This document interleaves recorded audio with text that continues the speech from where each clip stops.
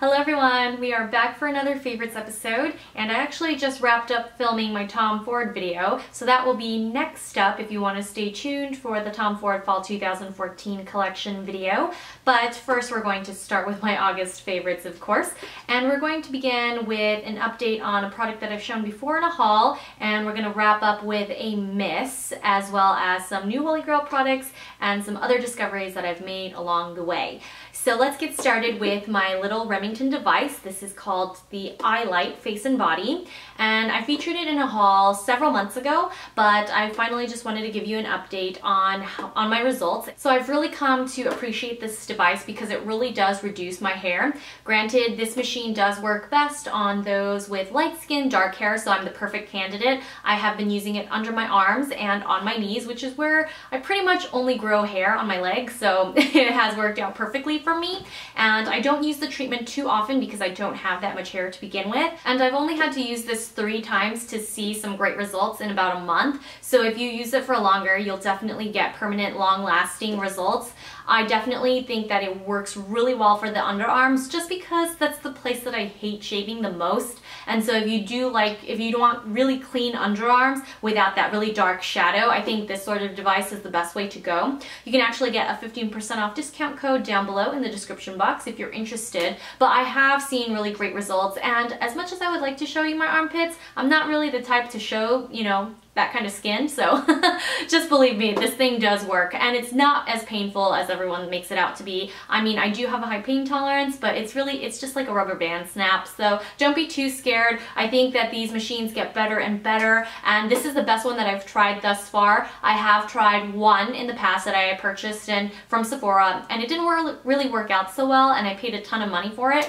So I am much more satisfied with the Remington results just because I do feel like it's a cleaner, smoother result. Also, I think it does make a difference that this is an FDA cleared hair reduction device. The last one that I purchased wasn't, so I do think it makes a difference in the long run. So if you're interested in the convenience of having your treatments done at home, you can still get professional results with this Remington Eye Light. So I highly recommend it, and again, if you don't have much hair, it's the perfect solution for you. Even if you do have a lot of hair, it's still going to reduce how much you have to shave, so I highly recommend it. And that's my little update on my Remington Eye Light. I know a lot of you were interested in hearing some feedback when I first showed the product in my haul, so I hope that was helpful.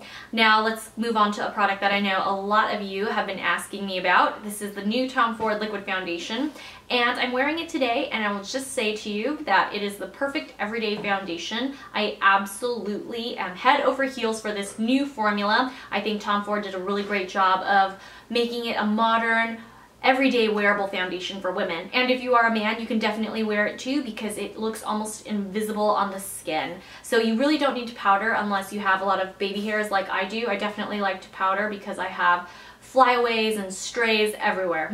Of course, there will be a much more in-depth review in my Tom Ford video, which is coming up next in a few days, so just stay tuned for that and hold all your questions until you watch that video, please.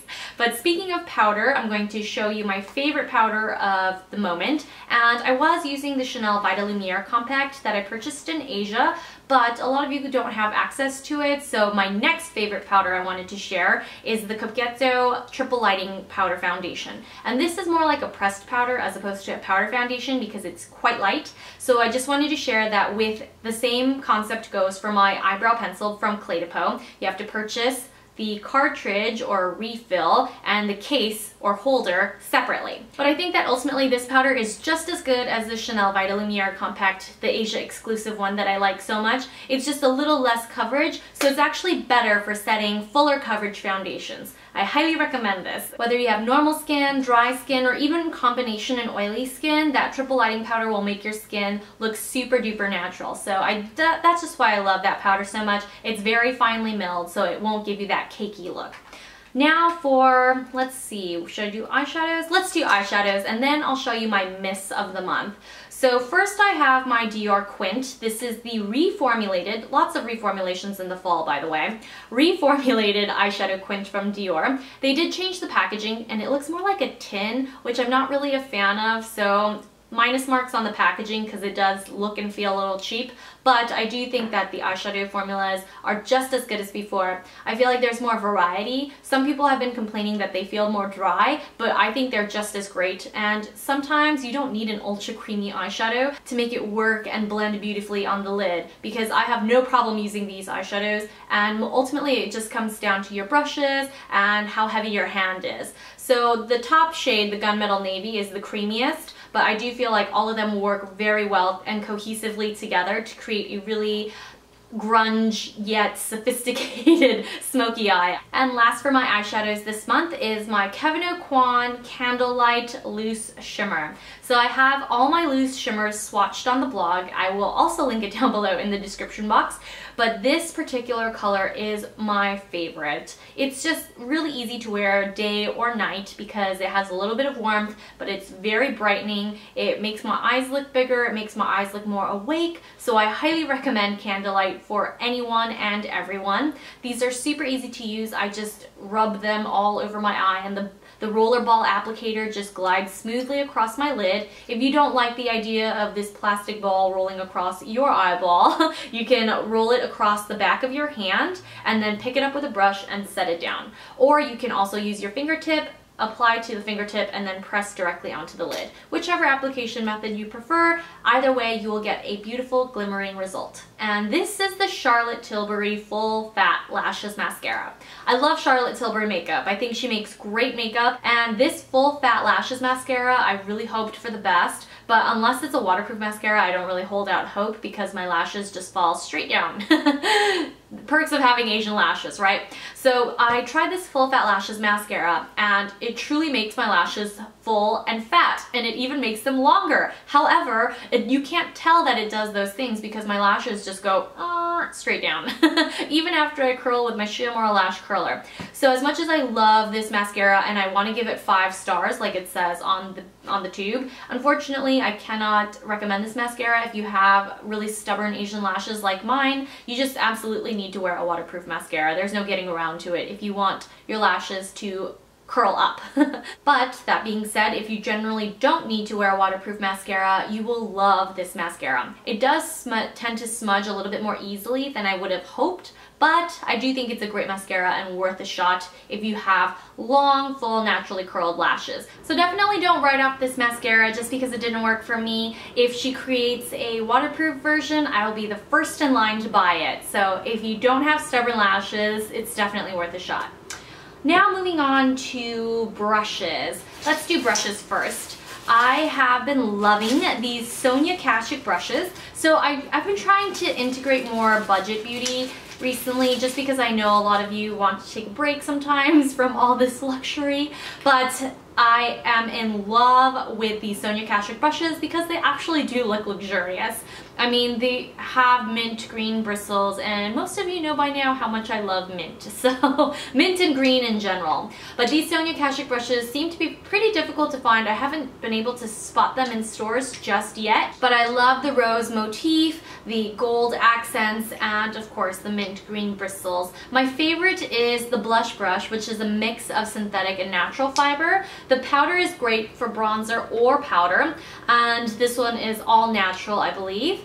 And this one is more of a contour style brush, and I think this one is all natural as well. The last one that I have here is all synthetic, and I believe it's for foundation. And I would also use this for blending in concealer or cream contour. Now on the other hand, if you're looking for some really quality Japanese natural bristled brushes, check out Chikuhodo on beautylish.com. I love beautylish.com because they curate their products really well, and so there's a great selection of real performance products. So Chikuhodo is one of my favorite brush brands. Other than Hakuhodo, Wayne Goss also makes really good brushes. Tom Ford, of course, makes fabulous brushes. So my favorite from the Chikuhodos that I purchased are GSN 01, which is for powder, and GSN 04, which I use for highlighter. So I use this with my CDP, my Clé de Peau highlighters, and I use this powder brush with most of the time my Coquetto powders that I showed earlier. These are some of the best brushes that I've ever used, and my favorite is, even between the two, is the GSN-01 because it's tapered on all sides. So no matter where you look, you can get into every nook and cranny of your face, from the sides of your nostrils, under your chin, around the temples, even under the eyes. So even though this looks like an extra large brush, it is the best all over powder brush ever. And I also like the GSN-04 because it is ultra soft and ultra smooth. It blends in highlighter so well. Next up, we have hair, body, and skin. Yes, we're going to hit all the bases today. First, I'm going to talk to you about my Kerastase Chroma Thermique Thermo Shine Color Treated Hair Protecting Milk. I love this particular chroma line, and most of these are sulfate-free products from Kerastase. I think even now, Shumora and Kerastase are my all-time favorite hair care. Nobody makes hair care that smells quite as good as Kerastase. And I've mentioned before that people will stop me randomly if I'm in Target or at the grocery store and ask me what perfume I'm wearing, and then I always have to tell them I'm not wearing perfume, it's my hair. So I love Kerastase products, and I feel like not only do they make my hair smell wonderful, they actually make my hair feel and look great as well. And especially now that I have this red ombre, I have to style it more often than I would like, just to make it look a little bit more clean and finished and polished, of course.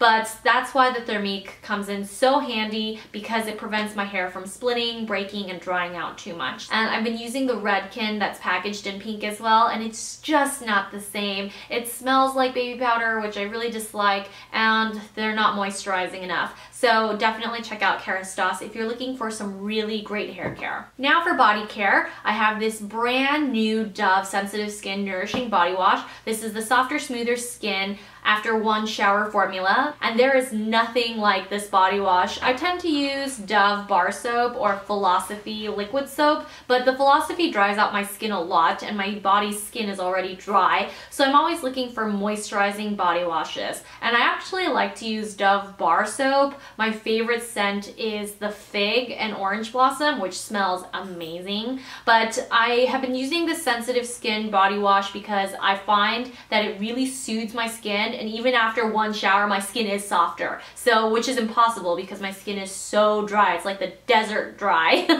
So I've been working on using more lotion and more moisturizing body wash, and this is it for me. I love the way it smells. It's not too heavy, not too fresh, so if you've got dry skin, definitely run out and grab one for yourself. And speaking of body lotion, let me show you my holy grail body lotion. I recently discovered this. This is the First Aid Beauty Ultra Repair Lotion, and I love First Aid Beauty. They make really affordable skincare that's accessible, it's cute, it's the more feminine version of Kiehl's, so to speak. But I love this particular lotion because, first of all, it comes with a really easy squeeze tube, and you just pump it out. You can actually use this on your face, but I use it on my body because it doesn't leave me sticky after. So I hate lotion that sticks to me, and that's partly why the reason why my skin is so dry, because I really dislike body lotion. But this Ultra Repair lotion works really well for me because it dries down almost instantly. It feels really light, but it hydrates really well. So together, these two have been giving me softer skin on my elbows, my legs, and I'm really loving them. So definitely try this combination if you have dry skin on your body. And that's a wrap for my August favorites, but don't forget to tune in a couple days because you don't want to miss out on the Tom Ford Fall 2014 review and tutorial. I'll show you how to create this look, and I'll also walk you through all the products in the collection, what you need, what you don't need, what I love, which is pretty much all of it, but that's just a spoiler and I don't want to ruin the rest for you. But I will share all my thoughts on the blog as well if you want to see the swatches. Also keep an eye out on the blog, thereviewer.com. Thanks so much for watching as always, and I hope to see you soon. Bye!